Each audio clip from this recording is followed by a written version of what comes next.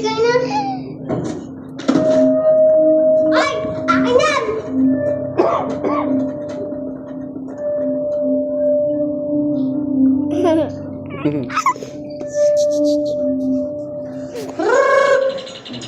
Andiyan na. Aba, Pili!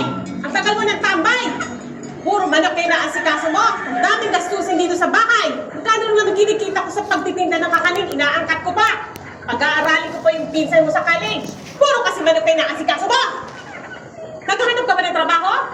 Maghahanap ulit ako ng trabaho ngayon, Chang. Galingan mo kasi yung manok inaatupag mo! Opo. Kasalingas mo yung mga manok na yan! Maghanap ka trabaho!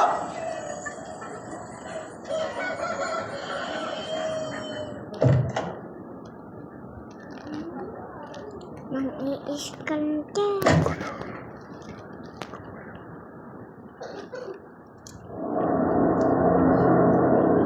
Ang kulit-kulit mo, ha? Di ba sinabi ko lang sa'yo, huwag kang pupunta ron dahil nasan doon! Ano, dito bata ka? Bigyan na! Pupunta ka ba ron? Eh? Pupunta ka ba? Oo.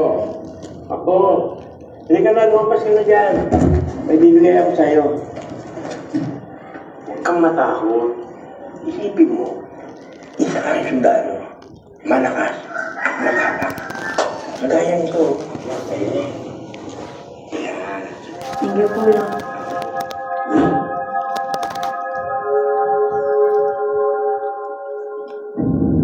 Pili!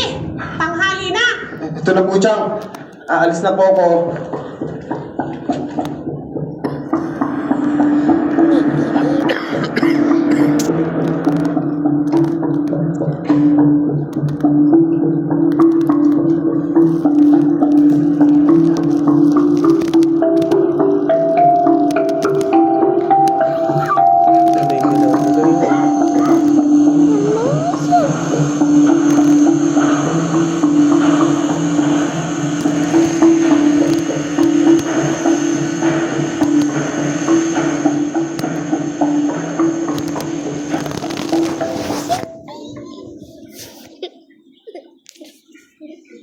Bakit ang pinto niloon?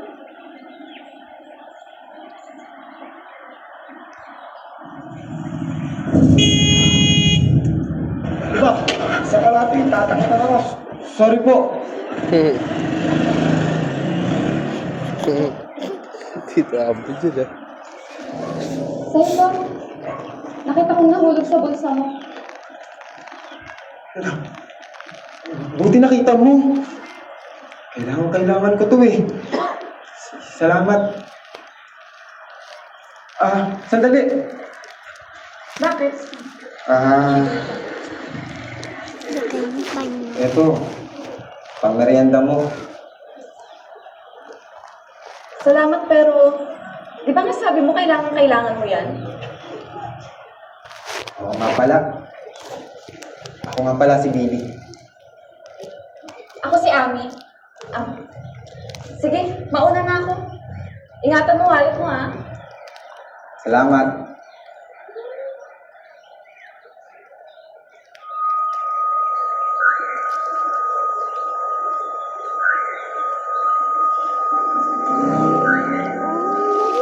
Huwag kang gulo, huwag kang gulo.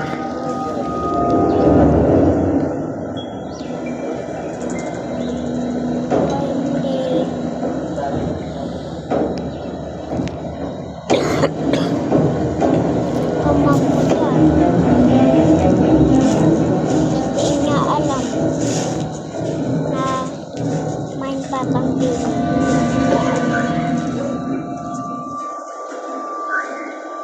Miss! Miss, okay ka lang ba?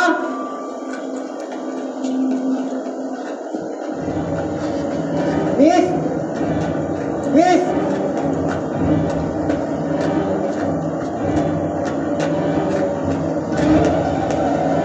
Miss?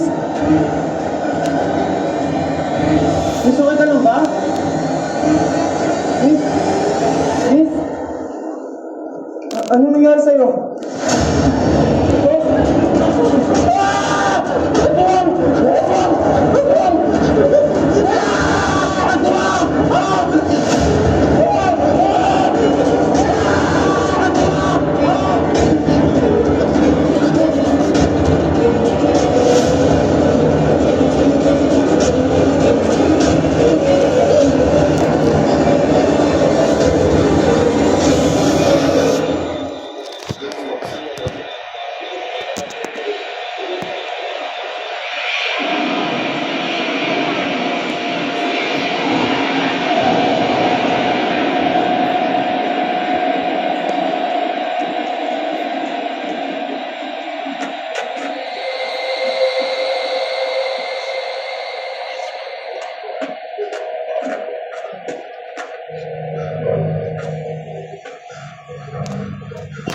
mo, ha?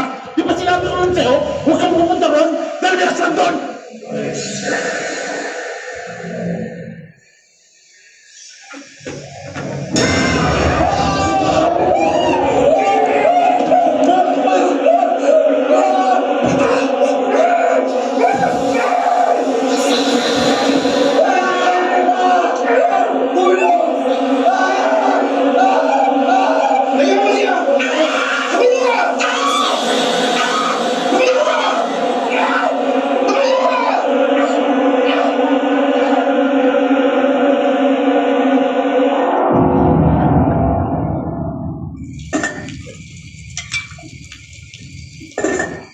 Lolong Ami. Oh, gising ka na pala.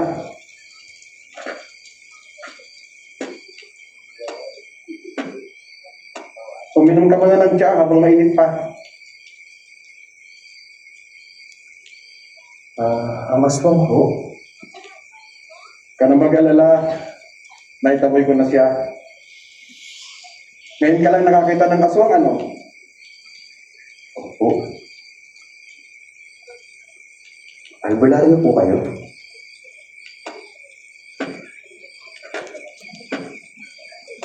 Dati, Lolong Ami.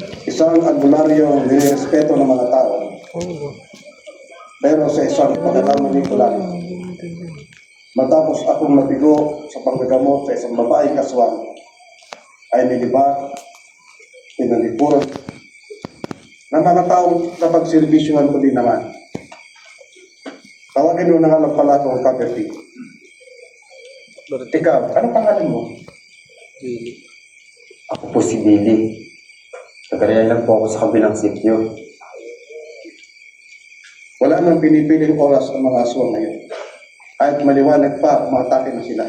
Kaya mag-ingat ka.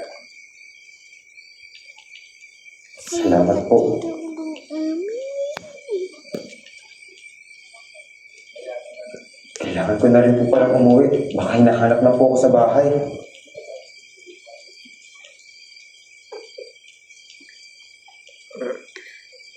Eto, kunin mo. Protection mo yan, laban sa mga aswang. Salamat po. Thank you. Hindi salamat. Okay. Tayo na. Iyatin kita hanggang sa labas ng lugar.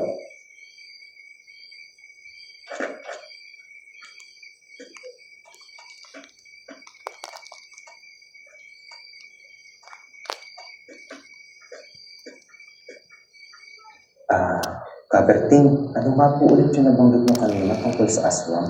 Isang babaeng aswang. May paniniwala ako ng babaeng yon ay nayanggaw. Naawa ko sa dalawang anak niya. Kaya sinubukan kong gamutin siya. Pero inatake niya ako. Kaya napatay ko siya. Batay mo po ang aswang? Oo, walang naniwala sa akin na aswang ang pinatay ko. Kaya nagdusa ako sa kulungan ng ilang taon. Tulungan niyo po ako. Ang kapatid ko si Linda, nawawala siya. Bakit? Anong nangyari sa kapatid mo? Bigla na lang siya umalis sa bahay pero hindi na bumalik. Saan-saan ko na nga siya hinanap eh. Nag-report na rin po ako sa mga pulis. Kanina lang bigla ko siyang nakita. Dito mismo sa gubat. Pero bigla rin siya tumakbo papalayo. Pakiusap, tulungan niyo ako. Alam ko nandito lang siya. Tulungan niyo po ako.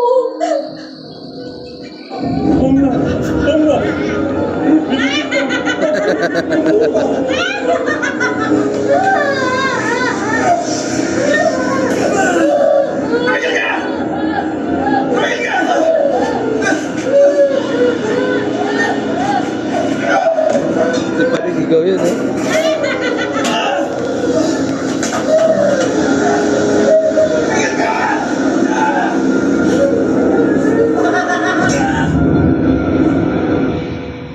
Kaberting, anong iniisip mo? Si Ami at si Linda. Sila yung mga anak na aswang na napatay ko. Ibig sabihin ko, ay Kaya ko din ho ang anak mo si Linda. Baka ho yung aswang na nakita ko kanina. Baka ho yun yung kapatid niya. Nag-aalala na po talaga ako sa kapatid ko. Parang awa niyo na. Tulungan niyo ko hanapin siya dito sa gubat. Mabertin, tulungan mo natin siya. Sige, tayo na. Hanapin natin ang kapatid mo. Linda! Linda!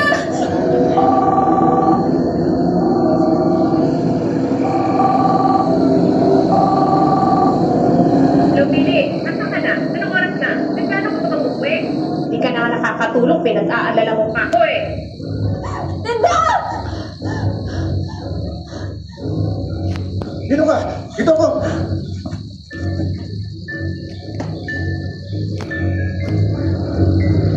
Linda! Linda!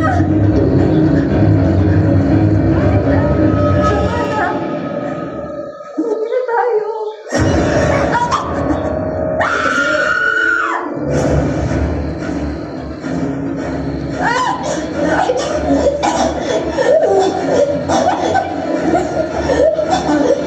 Kami! Tama na! Tama na!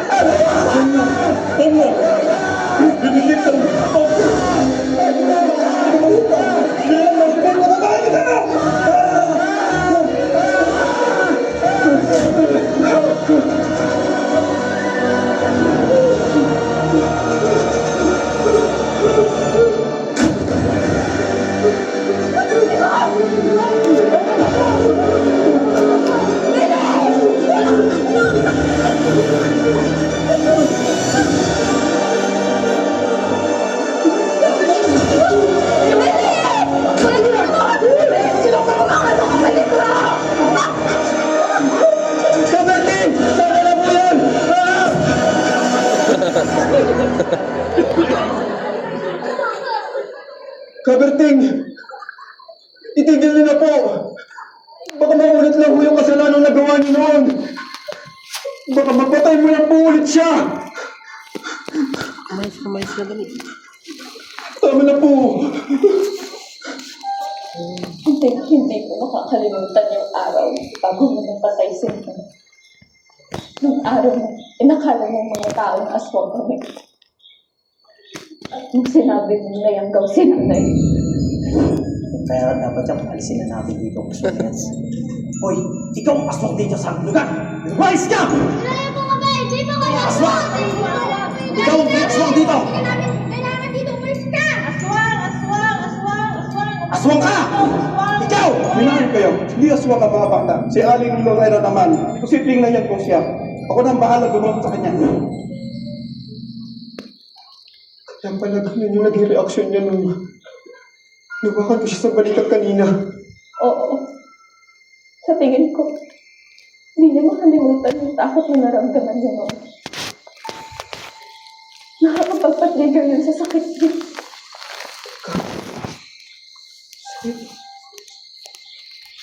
Sakit siya?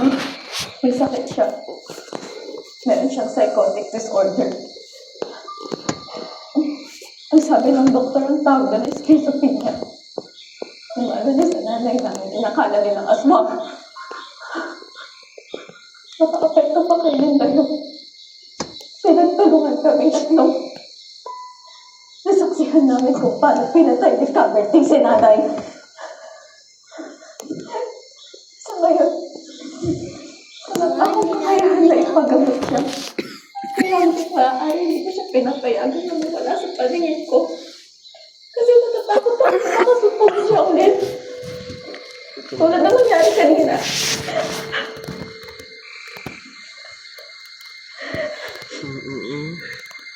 Kamali ako. Kamali ako.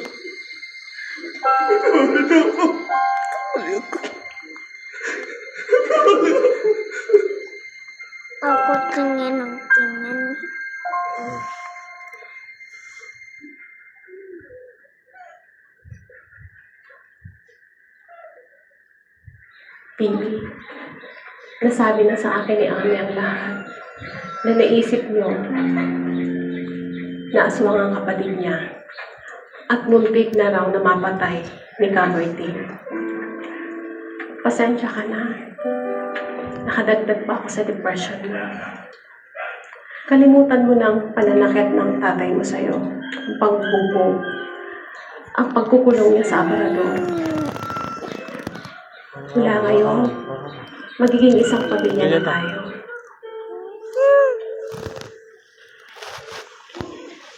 Yung isang pili.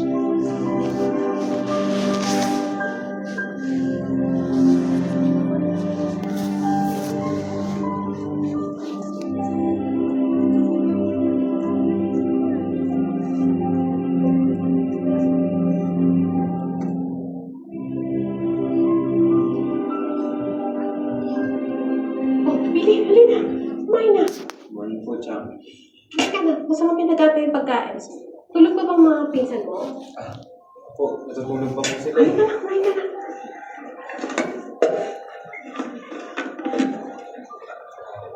Chang, papakita ko pala ako sa inyo.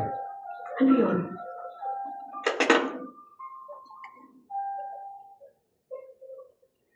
Oh, ang sabi dito sa chat ay, magsisimula ka ng bukas. Po, Chang. May trabaho na po ako. Ay, salamat. Tinulungan po ako ni aming makapasok na sa pinagtatrabahuan niya. Masaya ako para po, sa'yo. bukas. Masaya ako para sa'yo. Salamat po, Chang. Ano po tayo? Sige.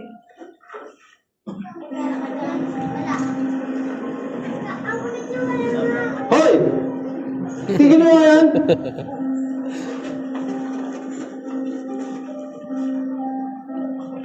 Ayos ka lang ba?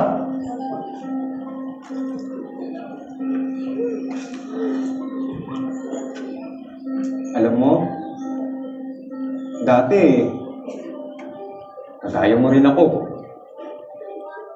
Iyakin ako nun, saka dubag.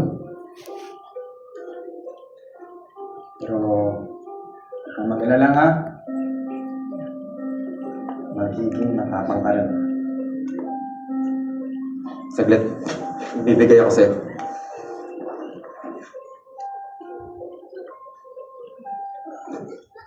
Ito.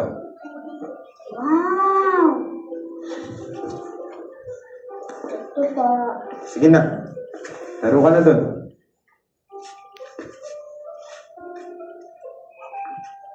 Iba't iba talaga ang mga karanasan natin sa buhay. May mga pagdaraanan tayo na pwedeng maging multo ng pagkatao natin sa hinaharap. Pero may mga tao rin na magiging instrumento para mabawasan. Kahit hindi man tuluyang mawala ang mga multo ng ating nakaraan.